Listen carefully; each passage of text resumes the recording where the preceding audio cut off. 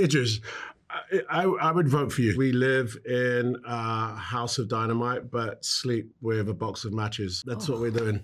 It's crazy. Sound bites, dash it. 3 minutes ago, we detected an ICBM over the Pacific. Current flight trajectory is consistent with impact somewhere in the continental United States. I think it's designed to provoke a conversation, for sure. But first and foremost, it's an entertainment. There's a cumulative effect of everyone experiencing the story in real time together. You know, it was really obvious when I got it that this film, like most of Kathryn's work, is a cry out to humanity, highlighting things that perhaps we just don't want to talk about. We don't want to, or we do want to talk about, but not with any particular opinion. And Kathryn certainly leads with her perspective. And it was clear that this movie we shot almost a year ago is going to and will forever probably resonate with the human condition. I think that I have learned so much listening to Noah Oppenheim and Kathryn during these interviews. And one of the things she repeats is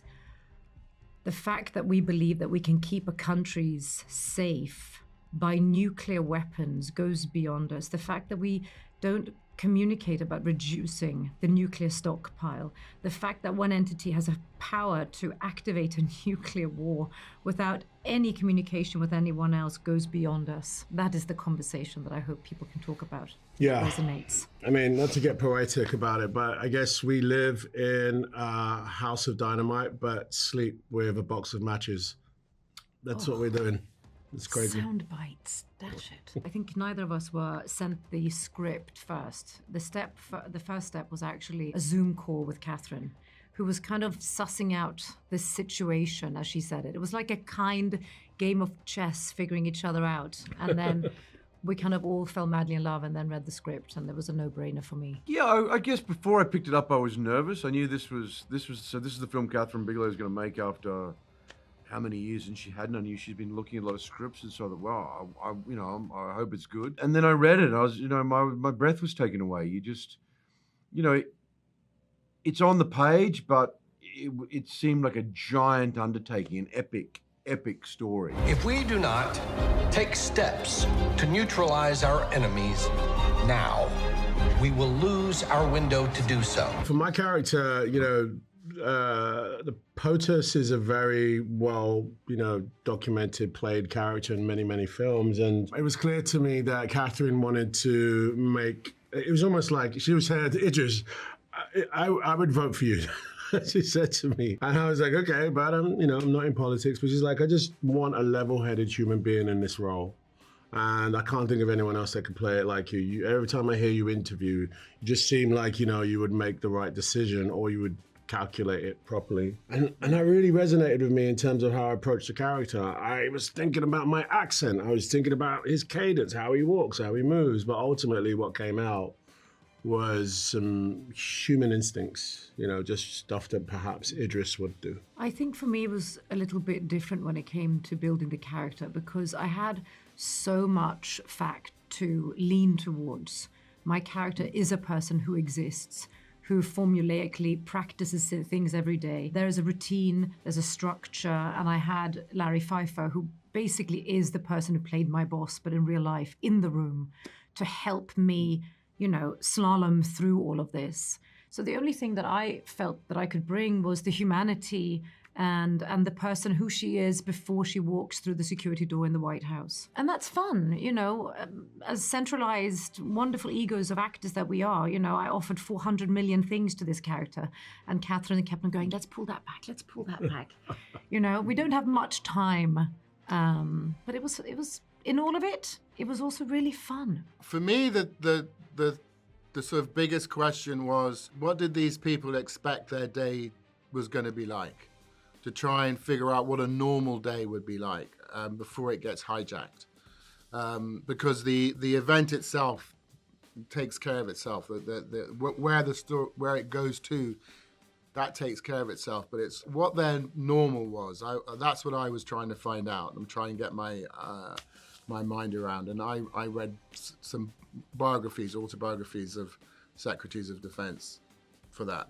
I was mostly concerned with behavior and language because I'm not a general and because I haven't spent any time in the military, so wanting to pretend with some authority. And, you know, so much of that is provided for me by the set, the costume, the surroundings, the situation. So much of that is provided for me. So I just wanted to make sure my behavior was in line and that the language sounded second nature to me, because it's not a language we speak normally, right? That NADSAT military speak is foreign to us. We had a lot of help on set. We had a lot of, we were able to ask questions to advisors who had done these jobs and who were retired and also active in the military. You know, people who've been in these rooms, you know, and have done these drills many times. So we were able to pick their brains and ask them questions about, you know, their words and acronyms, things we didn't know.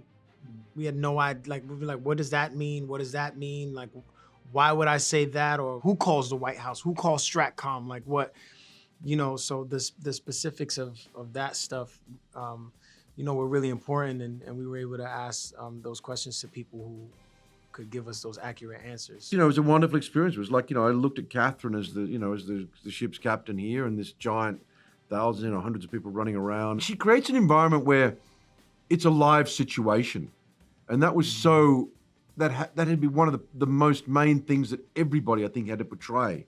This is a live, ongoing situation over 19 minutes. So it could never be too, I'm going to do this, this is my performance, and this is what I'm going to do. I think everybody had to be open, and the way she shoots creates that too. This is an ongoing thing, so let's get after it in the moment right now. No matter what we're thinking we're going to do, let's chase it. You know, and be, as you said, when you walked out in Iceland, you know, it's like, you're not preparing for your close-up and thinking I'm going to cry here and 2 tears are going to come down. It's like, it's on, man. How do I feel? And you allow everything in to, and the actual moment itself to just go, blah, whatever it is, you know, and then you know Barry and the team are going to photograph it. We are talking about hitting a bullet with a bullet. So it's a fucking coin toss? That's what $50 billion buys us? My favorite political thriller is All the President's Men. That was really good. Oh, I don't know why The Manchurian Candidate came to mind. That's Really? a good film, isn't it? I really love Aaron Sorkin's work generally, but obviously the Oval Office. Oh, what's it yeah. called?